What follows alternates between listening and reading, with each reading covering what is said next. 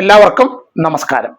Plus one പ്രവേശനം ആഗ്രഹിക്കുന്ന ഒരു വിദ്യാർത്ഥിയുടെ രക്ഷാകർത്താവാണോ താങ്കൾ എങ്കിൽ ഈ വീഡിയോ താങ്കൾക്ക് ഉള്ളതാണ്. Grand masters academy plus one പ്രവേശനവുമായി ബന്ധപ്പെട്ട് പുറത്തിറക്കുന്ന വീഡിയോകളിലെ ഒരു വീഡിയോയാണ് ഇത്. അപ്പം നമ്മുടെ കഴിഞ്ഞ വീഡിയോയിൽ ഒന്നിലധികം ജില്ലകളിലേക്ക് എങ്ങനെയാണ് അപേക്ഷിക്കേണ്ടത് എന്നാണ് പറഞ്ഞിരുന്നത്. ഈ വീഡിയോയിൽ കുട്ടികൾക്ക് കിട്ടുന്ന ബോണസ് പോയിന്റുകളെ കുറിച്ചാണ് വിശദമാക്കുന്നത്. ഇതിന് അർഹരായ വിദ്യാർത്ഥികളും അവരുടെ രക്ഷാകർത്താക്കളും ഇത് ശ്രദ്ധാപൂർവം കേൾക്കുകയും അപേക്ഷാ ഫോം ഫില്ല് ചെയ്യുമ്പോൾ ഇതനുസരിച്ചുള്ള കാര്യങ്ങൾ അതിൽ ഫില്ല് ചെയ്യുകയും ചെയ്യണം. ഒന്ന്, സർവീസിന്റെ ഭാഗമായി മരണമടഞ്ഞ ജവാന്മാർ, പട്ടാളക്കാരുടെ മക്കൾക്കും അവർ നിയമപരമായി ദത്തെടുത്ത കുട്ടികൾക്കും ഈ ആനുകൂല്യത്തിന് അർഹതയുണ്ട്. അവരുടെ ബോണസ് പോയിന്റ് 5 ആണ്. 2, ജവാന്മാരുടെയും എക്സ് സർവീസുകാരുടെയും, അത് ആർമി, നേവി, എയർഫോഴ്സ് മുതലായവ മാത്രം, അവരുടെ മക്കൾക്കും അവർ നിയമപരമായി ദത്തെടുത്ത കുട്ടികൾക്കും 3 പോയിന്റ് ബോണസ് പോയിന്റ് കിട്ടും. 3, NCC 75% കുറയാത്ത ഹാജർ ആ കേഡറ്റിനുണ്ടെന്ന സർട്ടിഫിക്കറ്റ് ഹാജരാക്കിയിരിക്കണം. മറ്റൊന്ന് സ്കൗട്ട് ആൻഡ് ഗൈഡാണ്. അതിൽ രാഷ്ട്രപതി പുരസ്കാർ, രാജ്യ പുരസ്കാർ നേടിയവർ മാത്രമാണ് ഇതിന് അർഹരാകുക. അതുപോലെ തന്നെ SPC സ്റ്റുഡൻസ് പോലീസ് കേഡറ്റ്, ഇവർക്ക് 2 പോയിന്റ് ബോണസ് പോയിന്റ് ലഭിക്കും. അടുത്ത വിഭാഗം ലിറ്റിൽ കൈറ്റ്സ് അംഗം.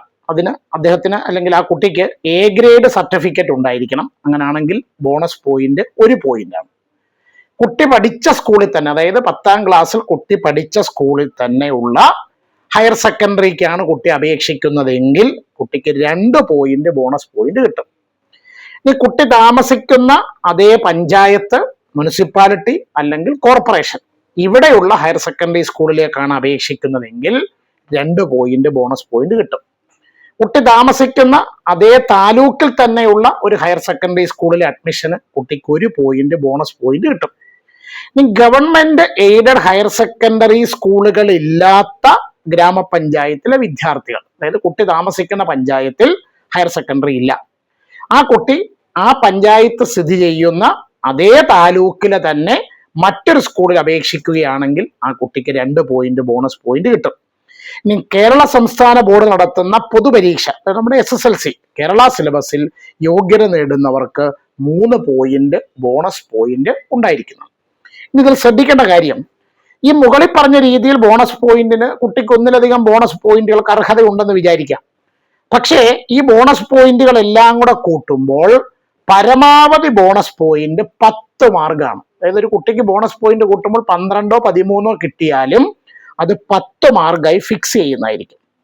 ഇനി അതിൽ തന്നെ NCC സ്കൗട്ട് ആൻഡ് ഗൈഡ്സ് രാജ്യ പുരസ്കാർ നേടിയവർ, SPC ലിറ്റിൽ കൈറ്റ്സിൽ A ഗ്രേഡ് കിട്ടിയവർ എന്നിവർക്ക് ഇവയിൽ ഏതെങ്കിലും ഒരു ഇനത്തിനുള്ള ബോണസ് പോയിന്റ് മാത്രമേ അനുവദിക്കുകയുള്ളൂ. മറ്റൊരു കാര്യം പ്രത്യേകം ശ്രദ്ധിക്കുക, 10ാം തരത്തിൽ, അതായത് ഇപ്പോൾ അവരെഴുതിയ പരീക്ഷയിൽ ഗ്രേസ് മാർക്ക് ലഭിച്ചിട്ടുള്ള അപേക്ഷകരുണ്ട്. ഉദാഹരണത്തിന് NCCയുടെ സ്കൗട്ട് ആൻഡ് ഗൈഡ്സിന്റെ രാജ്യ പുരസ്കാർ നേടിയവര്, സ്റ്റുഡൻസ് പോലീസ് കേഡറ്റ്, ലിറ്റിൽ കൈറ്റ്സിൽ A ഗ്രേഡ് നേടിയിട്ടുള്ളവർ എന്നിങ്ങനെയുള്ളവർക്ക് ഇനി അപേക്ഷയോടൊപ്പം ബോണസ് പോയിന്റ് ലഭിക്കുന്നതല്ല. കാരണം ആ ബോണസ് പോയിന്റ് ഓൾറെഡി ഗ്രേസ് മാർക്കായി അവരുടെ സർട്ടിഫിക്കറ്റിൽ ആഡ് ചെയ്ത് വന്നിട്ടുണ്ട്. അപ്പോൾ ഈ വീഡിയോയിൽ പറഞ്ഞിരിക്കുന്ന ബോണസ് പോയിന്റിന്റെ കാര്യങ്ങളെ സംബന്ധിച്ച കാര്യങ്ങൾ എല്ലാവർക്കും ഉപകാരപ്പെട്ടു എന്ന് വിശ്വസിക്കുന്നു. നിങ്ങളുടെ സുഹൃത്തുക്കളായിട്ടുള്ള കുട്ടികൾക്ക് കൂടി ഇത് ഷെയർ ചെയ്ത് കൊടുക്കുക. അടുത്ത വീഡിയോയുമായി ഉടൻ എത്തിച്ചേരുന്നതായിരിക്കും. നന്ദി, നമസ്കാരം.